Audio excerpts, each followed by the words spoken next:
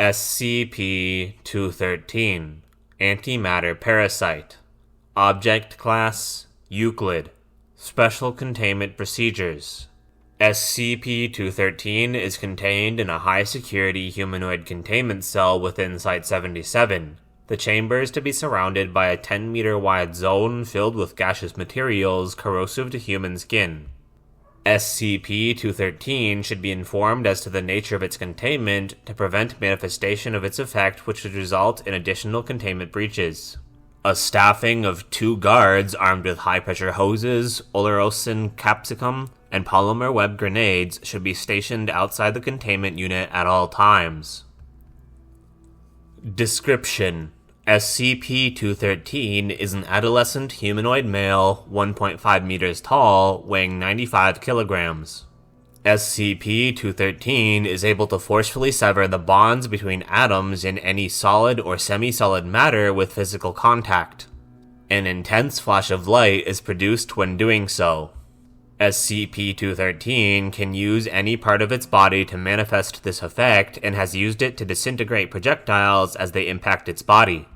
Manifestation of this effect has proven to be extremely painful, with extended use causing enough pain to render SCP-213 unconscious. SCP-213 was recovered from Palo Alto, CA, when reports of a teenage boy being arrested for homicide after vaporizing his girlfriend during coitus reached agents embedded in the local police department. Further investigation revealed SCP-213's anomalous properties. However, during initial containment, SCP-213 vaporized the agents attempting to apprehend it. During the ensuing firefight with MTF, SCP-213 was able to disable 2 agents before being contained. SCP-213's containment procedures were finalized on 19 and classified as Euclid. Addendum 213-07. SCP-213 has made its 7th escape attempt. After asking for another interview with Dr. SCP-213 waited for security personnel to allow her to enter the containment chamber. As the majority of the containment procedures were disengaged, SCP-213 was able to apply its effect to the remaining security measures and breach containment. SCP-213 killed Dr. as well as 2 agents during the initial stage of its breach.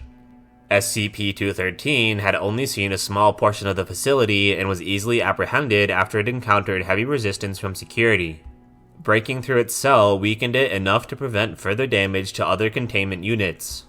SCP-213 was apprehended in the site break room, attempting to break through the floor. However, extensive use of its effect left it unable to do so. Addendum 213-08. SCP-213 unintentionally breached containment on 2000.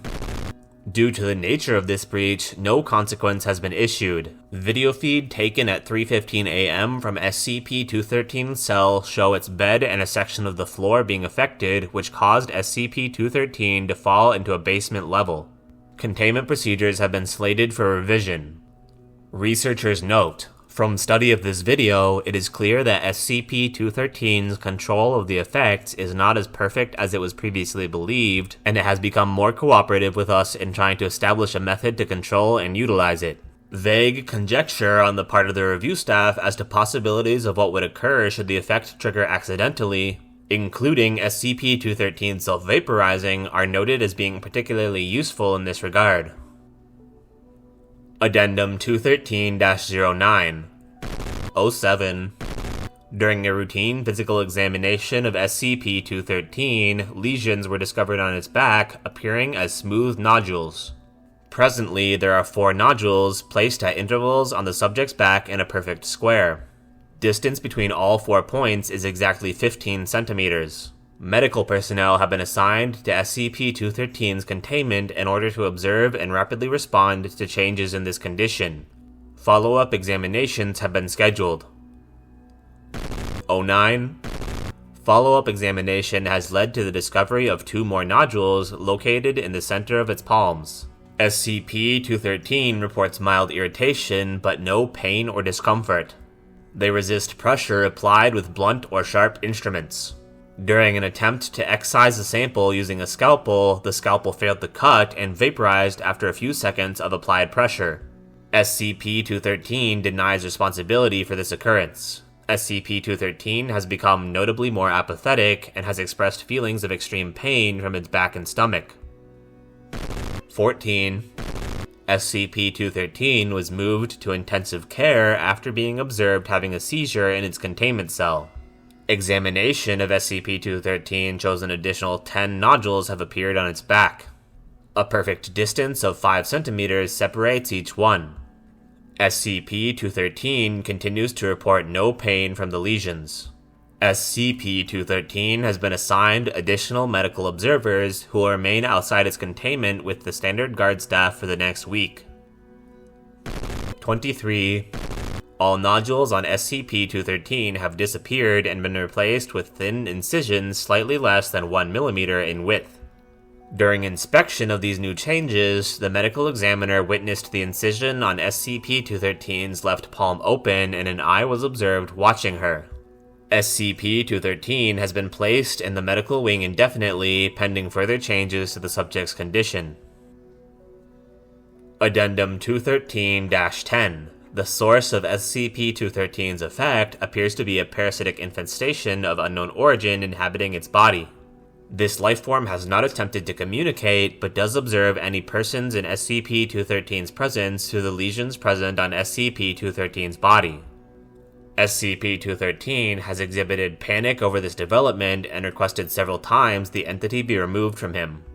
Any requests of this nature from SCP-213 are to be denied, pending further research. Researcher note: the organism inhabiting SCP-213 fails to show up on any medical scan we have at our disposal. The new hypothesis is that this effect actually serves to provide sustenance and self-defense, with repeated tests to determine the nature of the anomaly having led to increased growth. SCP-213 has been placed in a chemically induced coma until further research can be conducted regarding the nature of this parasite. Containment procedures slated for major revision. End file.